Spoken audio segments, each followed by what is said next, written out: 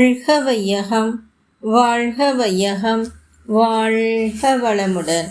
குரு வாழ்க, குருவே துணை. ஆசானருள் தந்தை வேதாத்ரி மகிழ்ச்சி அவர்கள் நம்மோடு சுத்மமாக நிறைந்து இன்றைய சிந்தனையை சிறப்பித்து தருவாராக. இன்றைக்கே கேள்வி பதில் பகுதியில் சுவாமிஜி கிட்ட ஒரு அன்பர் கேட்ட கேள்விக்கான பதிலை தான் இன்றைக்கு சிந்தனைக்கு எடுத்துக்கொண்டுள்ளோம். அந்த அன்பர் என்ன கேட்டாருன்னா, சுவாமிஜி அவர்களே, ஒருவருடைய ஆன்மீக முன்னேற்றத்தை அளக்க கருவியோ அல்லது வேறு ஏதாவது ஒரு வழியோ உண்டா அப்படின்னு கேட்டிருக்காரு. சுவாமிஜி சொல்கிறாங்க, ஆன்மீகத்துறையில் நான் ஆராய்ச்சிகள் மேற்கொண்டு உள்ளேன். ஆகவே இந்த மாதிரி கேள்வி எழக்கூடிய உள்ளங்களை என்னால் திருப்திப்படுத்த முடியும். ஒரு நதி ஓடுகிறது என்று வைத்து கொள்ளுங்க. அதன் குறுக்கே ஒரு அணை கட்டுகிறார்கள். நதியின் வெள்ளத்தை கட்டுப்படுத்தி வைக்க வேண்டுமானால் அது அணையின் கொள்ளளவை பொறுத்து தானே இருக்கும்.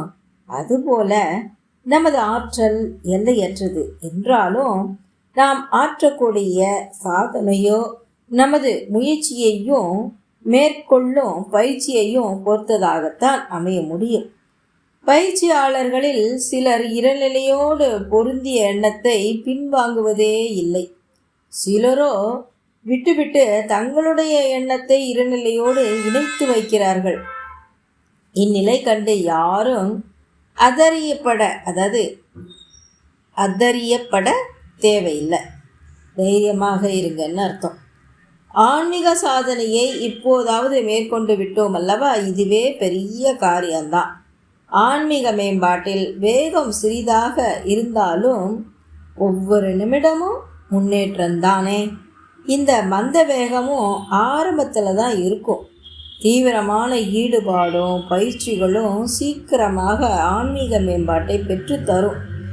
எடுக்கும் நல்ல காரியங்களெல்லாம் வெற்றியே வராவிட்டாலும் சலனமின்றி அமைதியாக இருக்கும் மனமும் பிறருக்கு உதவி கொண்டே இருக்கும் ஆர்வமும் ஆற்றலும் எந்த அளவுக்கு நமக்கு அமைந்துள்ளன என்பதை கொண்டு நமது ஆன்மீக மேம்பாட்டை ஒரு வகையில் ஓரளவில் கணக்கிடலாம்.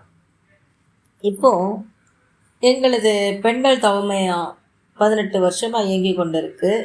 இந்த தவமயத்தில் ஆரம்ப காலகட்டத்திலேருந்து நிறைய பெண்கள் ஈடுபட்டு பல ஆன்மீக மேம்பாட்டை அடைஞ்சிருக்கிறாங்க.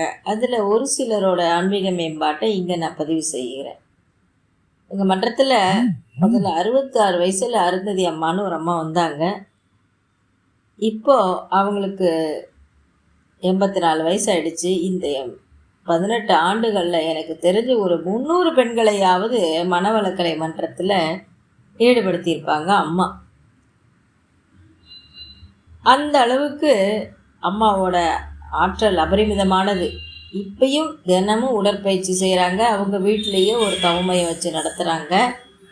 டிப்ளமோ சர்டிஃபிகேட் கோர்ஸ் எல்லாம் கூட நடத்தி ஆழியாருக்கு அனுப்பி வைக்கிறாங்க அன்பர்களை. இவ்வளவு துடிப்பாக வீட்டிலையும் வேலை மருமகளுக்கு உதவி கொண்டு சமுதாயத்துக்கும் தொண்டு செஞ்சுக்கிட்டு இருக்காங்கன்னா அவங்களுடைய ஆற்றல் எத்தகையதுன்னு பாருங்கள். அவங்கள பார்த்து இளைய தலைமுறைகள் நிறைய பேர் உடற்பயிற்சி ஒழுங்காக செய்ய ஆரம்பிச்சிருக்கிறாங்க. அம்மா அவங்க இன்னைக்கு வரையும் எல்லாருக்கும் ரோல் மாடலாக இருக்காங்கன்னே சொல்லலாம். சரி, அடுத்து இன்னொரு பெண்மணி. அவங்களுக்கு வயது இப்போது 65 ஆகுது. இப்பயும் அவங்க நிறைய எழுத்துலகிலும் சொற்பொழிவு நிகழ்த்துவதிலும் தன்னோட பங்கு பணியை ரொம்ப சிறப்பாக செய்கிறாங்க. அவங்க பேர் ராஜேஸ்வரி மோகன் அம்மா. அவங்க ரொம்ப துடிப்பானவங்க.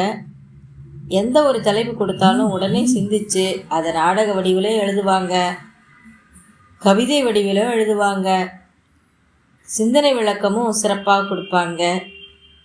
அவங்களோட பழகும்போதே நமக்கு ஒரு 10 வயசு குறைஞ்ச அளவுக்கு ரொம்ப இன்ஸ்பிரேஷன் கொடுப்பாங்க. மன்றத்திலே போய் முறையாக தொண்டு செய்கிறாங்க. தொடர்ந்து மாரத்தான் போட்டியில் வயது முதிர்ந்தவர்களுக்கான அந்த போட்டியில் 3 ஆண்டுகள் முதல் பரிசை தட்டி சென்றவங்க ராஜேஸ்வரி மோகன் அம்மா. அப்போ இதெல்லாம் பார்க்கும்போது மனவளக்கலை பயிற்சிகளை அவங்க சிறப்பாக செஞ்சு எல்லாருக்கும் ஒரு ரோல் மாடலாக இருக்கிறாங்க அப்படிங்கிறதான் காட்டுது. அளவற்ற ஆற்றல் உடம்புக்குள்ளேயும் மனசுக்குள்ளேயும் இருக்கிறதுனால தானும் உயர்ந்து மற்றவர்களையும் அவங்க உயர்த்தி விடுறாங்க அப்படிங்கிறத தான் இந்த நிகழ்ச்சிகள்லாம் ஒரு சான்றாக நம்மளுக்கு எடுத்து கொடுக்குது என்று கூறி இத்துடன் இந்த சிந்தனையை நிறைவு செய்கின்றேன். நன்றி. வாழ்க வளமுடன். வாழ்க வளமுடன். ஸ்கை வேதாத்ரி அமுதம் சேனலை சப்ஸ்கிரைப் பண்ணாதவங்க சப்ஸ்கிரைப் பண்ணுங்கள், பெல் பட்டனை டச் பண்ணுங்கள். அப்போ தான் நாங்கள் போடுற எல்லா வீடியோஸும் உங்களுக்கு கிடைக்கும். நன்றி. வாழ்க வளமுடன்.